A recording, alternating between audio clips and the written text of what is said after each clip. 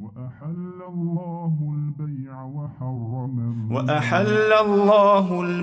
وحرم الربا وأحل الله البيع وحرم الربا.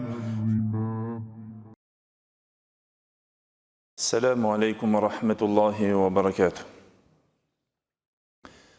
الحمد لله الذي شرع لنا من الدين ما ارتضاه وأحل لنا البيع وحرم الربا فعمت بها البركات وازدهرت الأرجاء. أشهد أن لا إله إلا الله وحده لا شريك له له الملك وله الحمد في الأرض والسماء. وأشهد أن نبينا وحبيبنا وشفيعنا محمد رسول الله إمام المرسلين وخاتم النبيين وصفوة خلق الله أجمعين.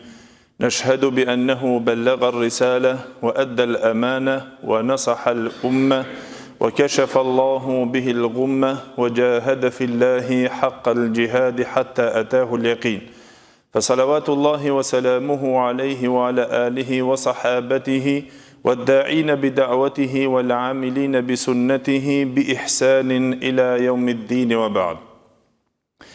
Gjithë falënderimet dhe lavdrimet I takojnë Allahut xhalla xhelaluhu. Salavat dhe selamet I adërgojmë të dashmurit ton Muhammedit sallallahu alaihi wasallam, familjes së tij, shokëve të tij dhe gjithë ata të cilët pasojnë në rrugën e tyre me të mirë deri në ditën e gjykimit.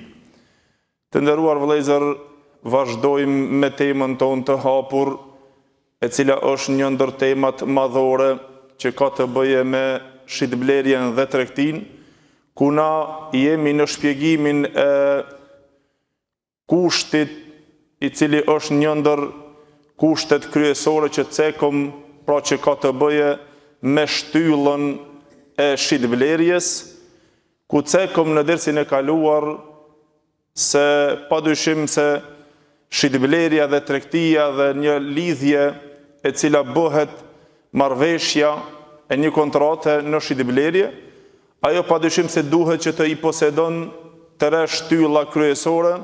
Na jemi në shpjegimin e shtyllës së parë, ku I cekëm disa nga kushtet të cilët I posedon dhe duhet vepruar te shtylla e parë që posedon shitblerja dhe lidhja e marrëveshjes apo asaj kontrate të tregtisë apo shitblerjes, ku të cilët janë e para al-aqidan, pra shtylla kryesore, dy kontraktuesit, wal maqudu alayh, e cila është pra çështja për të cilën lidhet ajo kontrat apo ajo shitblerje, pra që është malli apo çmimi, si dhe esiga, e cila është pra oferta dhe të shprehurit në pranim dorëzim.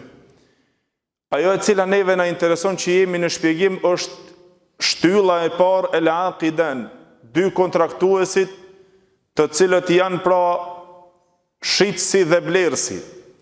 Ku cekëm në dersin e kaluar se këto dy kontraktuesit padyshim se ato duhet që të jenë me kushtet e tyre të cilët ato I posedojnë. Dhe ato janë padyshim dy kushtet kryesore të përmbledhura, pra ehliyetu tasarruf dhe el ikhtiyar. Ku cekëm pra rusht apo rashid, prej së cilës del ehliyetu tasarruf, kushti I parë që do të thotë aftësia e veprimit, që të jetë I lirë dhe I aftë në veprim, I lirë në anën sheriatike, në anën juridike. Gjithashtu dhe zgjedhja nga vetë dëshira që ai duhet të zgjedhë. To janë ato dy kushtet e vendosur te këto dy kontraktuesit. Ku në to pra përmbledhet që jemi duke folur dhe folëm në dersin e kaluar pra për këtë pikë, që në to ngërthejnë këto kushtet që është bërë e njohur pra me fjalët e njekune, balighan aqilan rashiden ghayra mahjur, që të jetë I moshuar, I rritur, me mendje të mençur të kulluar, si dhe mos të jetë I penguar me ndonjë pengesë ligjore për ta disponuar pasurinë. Dhe prej tyre dalën disa nga të cilët, nëse nuk I plotëson pra këto kushte, cekëm se çfarë vendimi juridik është nëse shet apo bëhet lidhja e marrëveshjes apo një shitblerje me atë i cili është i çmendur. Gjithashtu folëm nga ajo se nëse njeriu nuk është i rritur, pra nuk është në moshën e pubertetit, atëherë lindi dhe polemika me atë të voglin apo të rijun. Çka nëse është i mitur, edhe treguam pra mendimet edhe vendimet juridike të dietarëve, juristëve të mëdhej të Islamit në këtë pikë.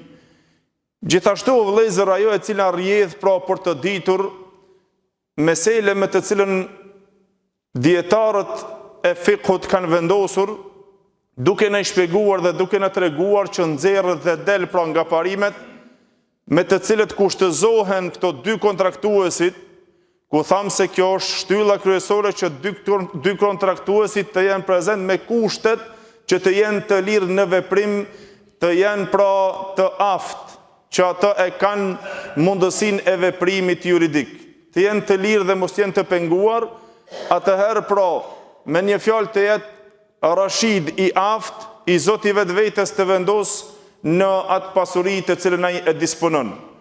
Po mirë, është një pjesë tjetër e cila i përket një lloji të njerëzve të cilët në gjuhën arabe i kanë quajtur es-sefih. Es-sefih, të themi në shqip, i marr apo ai i cili ka mangësi në mendje, pra ka mangësi dhe ka largësi logjike, ka i ftoht apo i cili është i mangët në logjik. As i ngjan të çmendurit, e as është edhe i kthillur, edhe as është i mençur shumë. Pra es-sefih është ai i marri mendje lehti, i cili ndoshta nuk ka gjithashtu dhe dituri dhe nuk ka dhe urtësi. Kurse në terminologjinë e fiqhut, pra të jurisprudencës islame, dietarët e fiqhut e llogaritën atë njeri, sefih tha është ai njeri i cili pra nuk ka aftësi të menaxhojë pasurinë e tij drejt dhe mirë. Dhe mu për atë vëllezër, Allahu xhelle xhelaluhu na ka treguar në Kur'an se nuk lejohet që të i jepet pasuria një njeriu të marrë një mendje lehtit i cili nuk ka aftësi që ai ta menaxhon pasurinë. Në Kur'an Allahu xhelle xhelaluhu tha: "Wala tu'tu as-sufaha'a amwalakum." Mos ja dhuroni mallin e juaj, pasurinë e juaj atyre të marrëve, atyre të cilët pra janë mendje lehtë, të cilët nuk kanë aftësi që ato ta menaxhojnë pasurinë. Dhe dietarët shkuan në ato, pra sipas shumicës së dietarëve të cilët folën për kushtëzimin dhe për kufizimin e këtij njeriu. Por ky sefihu, që ky njeri i cili është i marrë dhe është mendje lehtë, ka mangësi mendore, nuk është pra njerë i mençur dhe që ai ka mundësi dhe aftësi që ai ta menaxhon pasurinë e tij, atëherë vëllezër dietarët sipas shumicës shkuan në ato se duhet që të kufizohet ky njeri në pasurinë e tij. Pra të ketë leje të menaxhon pasurinë nëpërmjet përgjegjësit, ose shembull kadia e ka në përgjegjësi pasurinë e tij që mos ta humb ai, mos ta shkapërderdh pasurinë e tij. Një mendje lehtë që mund të mashtrohet, do me thonë lehtë, apo nuk i kap çështjet dhe nuk mund që të ketë aftësi ai që ta dallon mashtrimin edhe tradhtin e kështu me radhë. Derisa Ebu Hanife rahimullah shkoi në ato se nëse arrin pra moshën e pjekurisë, atëherë nuk detyrohet për kufizimi i tij, por gjithashtu dietarët shkuan o vëllezër në dy mendime me të cilët dalluan pra si qëndron çështja e tij, pra nëse ai bën kontratën e tij, shitblerjen e tij në shitje apo në blerje, nëse ai është pra në gjendjen e tij kështu, ose është më shumë me cilësitë me të cilët mendja e tij nuk është e aftë shumë që ai të menaxhon pasurinë e tij, si qëndron çështja kur është në përgjegjësinë pra të gujdestarit, apo që e ka vendosur për kufizimin pra ke kadia apo ke dikush tjetër. Sipas shumicës së dietarëve o vëllezër shkuan në ato se nëse është me lejen e gujdestarit, lejohet dhe është valide shitblerja e sefihut, pra këtij të marrit apo mendjelehtit, në ato të cilën shkuan pra Hanefit, Malikit dhe ajo më adekuat janë nga Shafit, por derisa te medhebi Shafii ka dy fjalë, njëra prej asaj që është tham këtu në lejen e kujdestarit, e tjetra thanë që nuk lejohet shitblerja e tij. Gjithashtu mendimi tjetër të medhebi Hambeli që ka dy fjalë në to, ku një shumicë e Hambelive shkuan në ato se nëse është në një sasi të pakët, në një çështje e lehtë, pa lejen e kujdestarit, atëherë bën, por nëse është diçka e madhe, nuk lejohet. Pra kjo na jep të kuptojmë o vëllezër se kjo çështje, pra duke e kuptuar mirë se çka ndodh me atë i cili është mendje lehtë, pra ai i cili nuk ka aftësi që të menaxhon pasurinë e tij, pra duhet me kujdestar. Mirë po, gjendja e tij pra për ta kuptuar është në këto dy situata. Nëse situata e tij dominon të ai ato cilësit e mençurisë, atëherë lejohet shitblerja e tij. Nëse më shumë dominojnë cilësitë e mençurisë dhe është dallues më shumë, atëherë dhe me thënë lejohet shitblerja e tij dhe kontraktimi me ta. Gjithashtu pro, nëse të ai dominojnë cilësitë e jo mençurisë dhe çrregullimit mendor, atëherë normal se në to nuk lejohet shitblerja e tij. Për arsye se nëse nuk është i aftë dhe më shumë dominon cilësitë e jo aftësisë së logjikës së tij, atëherë normal se nuk lejohet, por nëse dominojnë aftësitë dhe ai dallon çështjet, atëherë pra lejohet kjo çështje që të lidhet kontratë, pra dhe të bëhet shitblerja me ta. Argumentin në ta e kemi hadithin e pejgamberit sallallahu alaihi wasallam, që e transmeton Imam Buhariu dhe Muslimi nga Abdullah ibn Umair radiallahu anhu, tha një herë të vëllezër, një njeri tha vjen te pejgamberi sallallahu alaihi wasallam dhe i tha: o i dërguari i Allahut, inni ukhda'u fil buyu. Unë jam një njeri që mashtrohem në shitblerje, në shitjet në ato tregtim mashtrohem dhe tradhtohem shitblerje. E pejgamberi sallallahu alaihi wasallam i tha: idha bay'ata faqul la khilaba.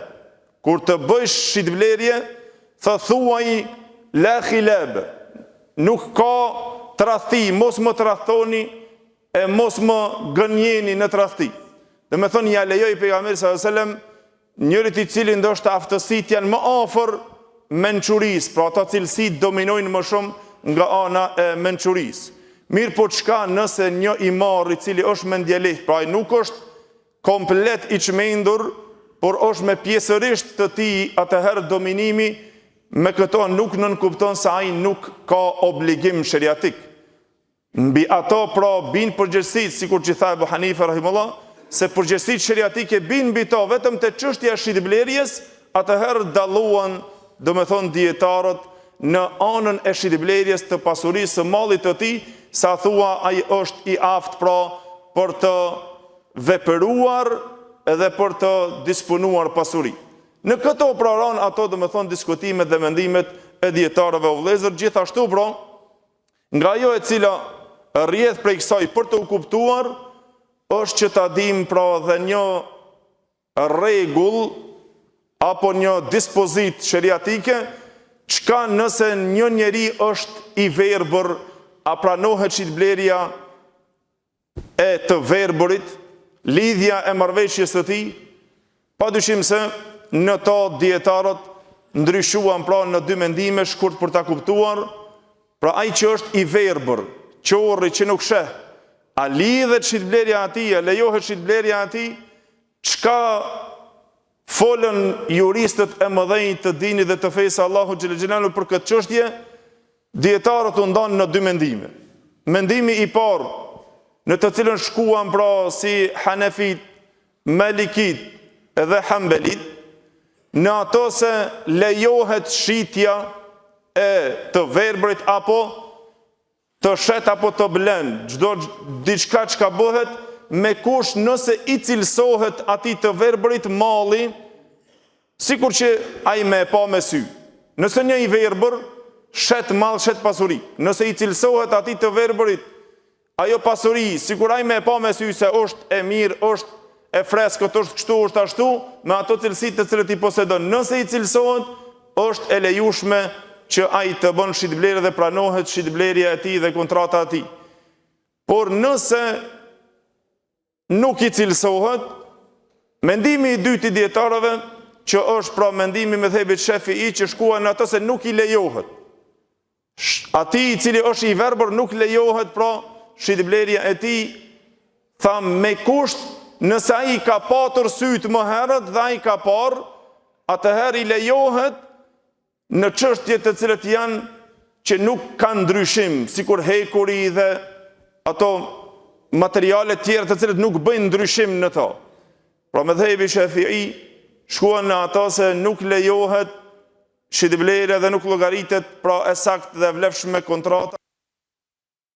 Është i verbër, përveç se nëse ai ka patur syt dhe din dhe ka parë dhe nëse i cilësohet pra sikur hekuri dhe ato metale tjera, të cilët nuk kanë ndryshim. Po normal të shumica tjerë thanë lejohet shitblerja e qorrit, pra atij të verbërit, nëse i cilësohen ato cilësit, duke dalluar normal të mëdhëbi Hanefi dhe Maliki, të cilët ato nuk e kushtëzuan pra që të jetë patjetër ajo zgjedhja e shiqimit të mallit, pra në këto ka shumë shpjegim o vëllezër, pra me këto domi që të themi se ajo e cila është shtylla kryesore që lidh pra në kontratë, shtylla e parë, me këto pra e përmbyllim atë kushtin e parë të shtyllës së parë, për të cilën e vendosën dietarët dhe thanë ehliyetu tasarruf, ajo e cila është pra të jetë i aftë në veprimin e tij pra juridik, që ai të jetë i mençur, e të jetë i rritur, e të jetë domethënë nga ata të cilët nuk është i penguar në anën ligjore. Pra e dyta si kusht që i kanë vendosur dietarët është el-ikhtiyar, ajo është vetë zgjedhja me mendje të plot dhe me dëshirë në zgjedhjen e asaj kontrate të cilën ato do ta bëjnë në atë shitblerje. Por këto janë dy kushtet kryesore ku në to ngërthejnë këto të cilët janë pra si përkushtëzime të këtyre dy kontraktuesve të cilët do ta bëjnë këtë shitblerje. Pra nëse i përmbushin këto o vëllezër, me këto kuptojmë shumë sende që mos të bim në dredhi e mos të bim në mashtrim. Muslimanët janë të detyrshëm që ato të dinë, e veçanërisht pra kjo e cila e përbën shitblerjen, e përbën tregtin pra lidhja e kontratës, që të jetë pra me këtë e cila është pra shtylla kryesore pra e para, el aqidan, dy kontraktuesit të jenë pra prezant me kushtet të cilët i posedon, tham e para, të jetë domethënë i Zoti i vetvetes, që ai të ketë mundësinë që të vepron, e dytën me të cilën inshallah do të folim për to, ajo është el-ikhtiyar, vetë zgjedhja me vetë dëshirën e tyre, me lejen e Allahut xhel xhelaluhu, nëse Allahu xhel xhelaluhu ka caktuar për në takim. Wa aqulu qawli hadha astaghfirullahi li wa lakum walhamdulillahi rabbil alamin.